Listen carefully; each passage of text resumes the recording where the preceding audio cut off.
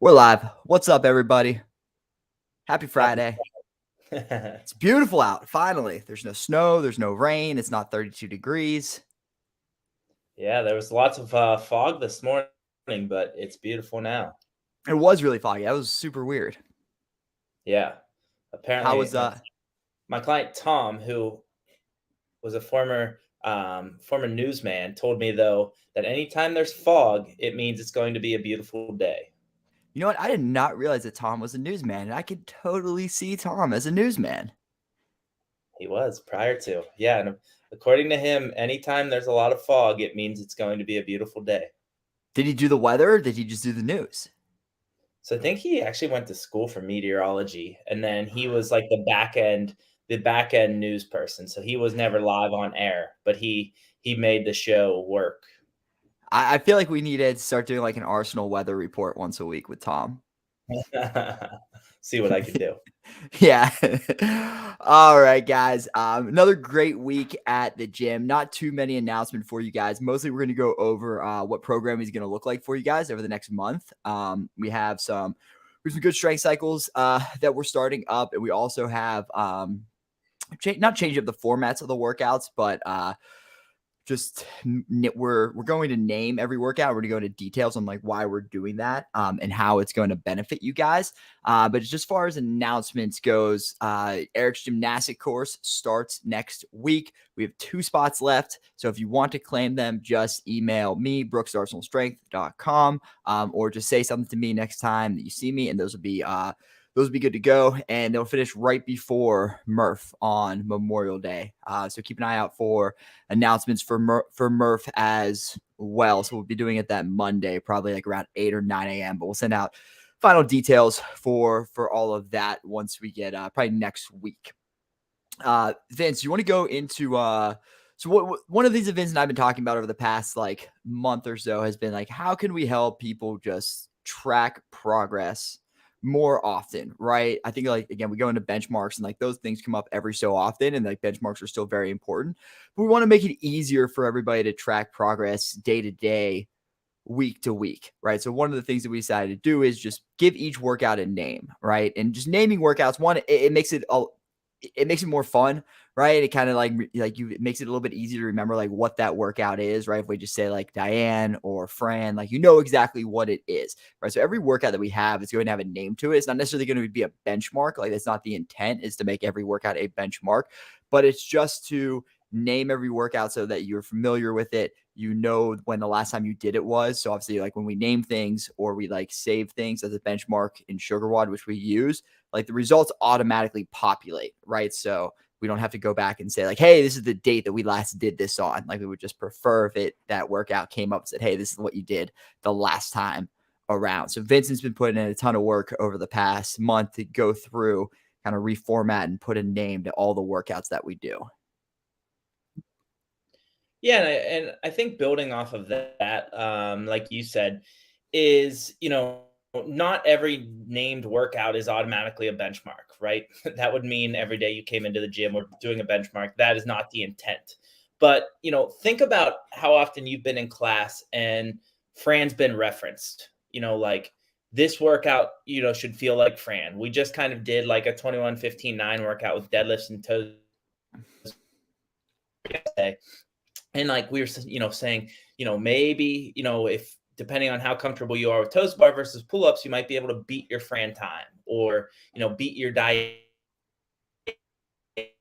So having named workouts is going to allow us to not only track progress more long term, but when a workout comes up like yesterday and we see deadlifts and toes to bar, we're going to be able to say, oh, look back at Brooks on April 21st to see, what weight you used or what variation of toes to bar you used. So, outside of that, we're going to have more easily referenced, data essentially to look back at that should help guide those experiences for each workout. Again, that comes up. So, that's one thing that I'm super excited for. And I think it's going to be really, really cool way for members to kind of stay in the loop and stay in touch. Yeah, and especially like the real benchmarks that we do, like something like Fran, like or even Murph we have coming up. Like, those are once a year things, right? And it's good always. It's obviously good to track progress like year to year, but even sometimes like you just aren't able to make those workouts. Like if we're doing like Fran or we're doing Diane, or we have with Nancy today, right? Yep. Yeah, right. Some people they you just can't make it on those days, right? And I don't want like somebody to like never see the progress they're making just because they can't make a workout here and there. So just having more named workouts that are saved automatically for you guys will give you a greater opportunity to go in and really see the improvement for all the hard work that you put in when you're at the gym. Yeah, and outside of, like you just said, think about like your our lifts, right? When we do a new 1 rep max back squat, most of you have a reference point to look back on. Now, that 1 rep max back squat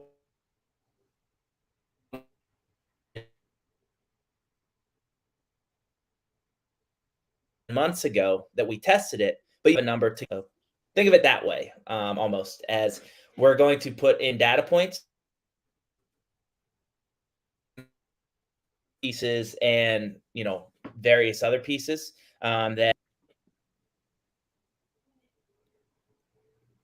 we good. I'm Yeah, you I'm in my back? office space, so I don't know if that's yeah, I'm good.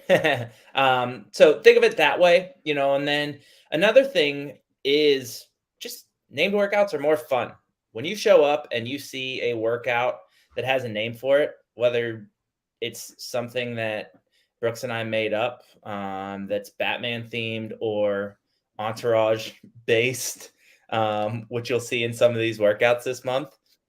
Again, it's just more exciting to do something that has a name to it, I feel. Right? Like it's still going to be a 10-minute AMRAP, but when it has the name of Bane, it's way cooler than just saying 10-minute AMRAP. It is, yeah. So I'm excited for the new format. I think it's going to be really good. Like you said, a lot of fun for just for tracking progress and seeing everything as we go along. So we can go into the next month. What do we have as far as strength cycles coming up for programming? Yeah, so some of you will probably be happy that today was the last day of our Bulgarian split squats. I know that's probably going to make some of you sad, but you can continue to go to build. I'm pretty sure you guys do a lot of split squats and odds and ends like that in build. But we're going to wrap that up. Carrying on with our deadlift clusters. So we'll continue to build through those deadlift clusters. Finishing off, I had a question yesterday in our class where we're heading with that. So we're heading towards a new 2 rep max deadlift at the end of May is what we're going to test, and then sneak peek even further ahead of that, which we'll talk more about in a sec. June, we're going to retest the CrossFit total. So ultimately, we are building a 2 rep max with this deadlift cluster cycle, but then you're still going to be plenty peak for us to get after a 1 rep max within the CrossFit total later on in June. So jumping forward, now rewinding a little bit, we're also going to see some box squats, which is a new movement that some of you may or may not be familiar with, as well as some split jerks in the strength cycle throughout May as well, which again will help us get towards, hopefully smashing through some PRs in the CrossFit total in June. Hey Vince, what's the purpose behind doing cluster sets? Yeah. So cluster sets are really good because they allow us to accumulate more volume at a heavier load, right? So if we were just doing like 4 sets of 5 on our deadlift, you're going to be relatively limited, right? We might say, if you can work up to like 80, 85%, that's really a really good number to shoot for today. But with cluster sets, because you have that just very short break, you're probably able to work closer to like 90%, hitting the same amount of reps that you would be, but you just have really short rests in between. So it's a way to allow us to increase volume at a heavier load. Yeah.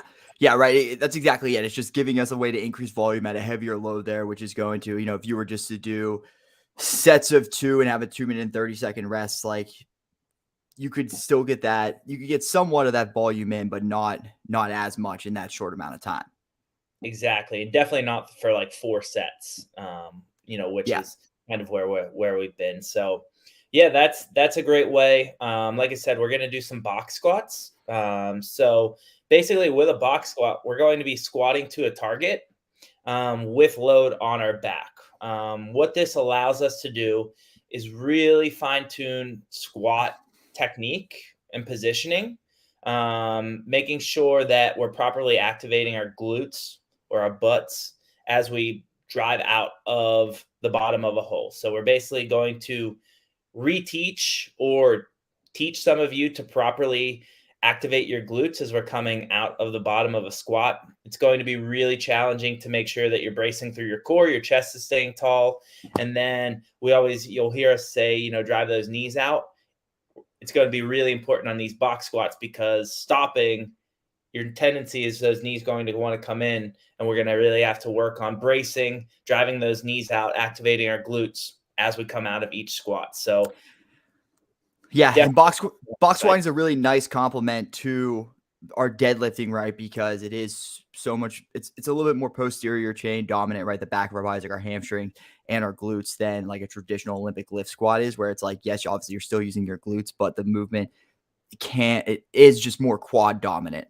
yep. Right. And people tend to even make it more quad dominant if they're not activating their glutes, right? Which you have to do on these box squats and get a little bit more hamstring work too, which again will translate very nicely to that 2-rep max deadlift that we're going to be building towards. Yeah, so pumped about that. Then obviously, as I mentioned, a split jerk as well. So, essentially the most technical press we see. Unless it's truly like a max lift, we don't really split jerk very often. So for some of you, this might just be relearning the split jerk or kind of fine tuning that technique. Those of you who are comfortable with it, we're going to build relatively heavy. Again, working on technique, working on footwork is going to be the number one focus. And then we'll build, progressively getting a little heavier as we move through the month. Yeah. So it's going to be a really great month. Obviously, the weather turned too. We'll be able to get outside, get running a little bit more. I know Lizzie had a good amount of running program this week in Burn. So if you want to have a PR for Murph, get to a couple Burn classes, get in Eric's gymnastics course, you guys will be good to go. Anything else you want to go over, Vince? We can look at next week. If you want. Let's take a look at next week.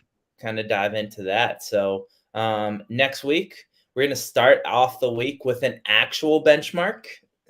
So we mentioned that not every named workout is going to be a benchmark, but we are going to get after Diane on Monday. So 21:15.9 deadlifts, handstand push-ups. One of my favorite girl workouts personally, but we're gonna do that with some more deadlift clusters. We'll see a nice kind of combo of some bike and hang power snatches on Tuesday. Lots of lower body on Wednesday. So the start of those box squats paired with crazy legs. Yeah. Which is going to be spicy. Lots of cycling a barbell. I love these names. They are so famous. Like Crazy Legs is a great name for that workout. Yeah. Yeah, that's a good one. Lots of conditioning on Thursday. So, some of you I know are running, the half marathon relays, things like that, which is this upcoming week. Thursday is definitely a workout that would be a nice little shakeout run leading into Marathon Sunday. So we have that, some devil's presses, sit-ups, nice little partner workout, and then Naomi, which if you can tell some of the names, my dog cannot do chest to bar pull-ups, but I still named it after her. So I feel like we should get a picture of Naomi on Sugar Wad. We can definitely do that. Yeah, Also, that'll be good. Shannon requested that we have a Huey workout, and her suggestion for it was 10-minute AMRAP of max box jumps. I was like, that sounds absolutely terrible, It Shannon. sounds terrible. Is that a workout that Shannon would do? Like, She think Huey, the only movement he can do is box jumps. So we're not doing that. That's a lot. we love Huey, but that's gonna be a no. He'll get his time. Yeah. So yeah, fun week ahead. With that, I know oftentimes another thing that if you have questions about Murph, definitely let one of us know, let a coach know. But honestly, with Murph, just like we talk about, having a strategy and plan is important. We have half Murph, partner Murph, things like that. So honestly, showing up to the gym 3 or 4 times a week and just doing what we do is going to prepare you for Murph. I promise. Yeah. You don't need to go crazy and like start doing mile runs and vests and rucks and various things. If you show up regularly, you're going to be prepared for Murph. If you are looking to go above and beyond, something like Eric's gymnastics course or attending a burn class once a week leading up to it, are definitely going to be beneficial. But, other than that, don't stress yourself out. You will be prepared. We will have lots of options. I personally love Murph. It's one of my favorite workouts and favorite days of the year. But, like Brooke said, don't stress yourself out. There's going to be lots of options. We have you prepared. All that good stuff.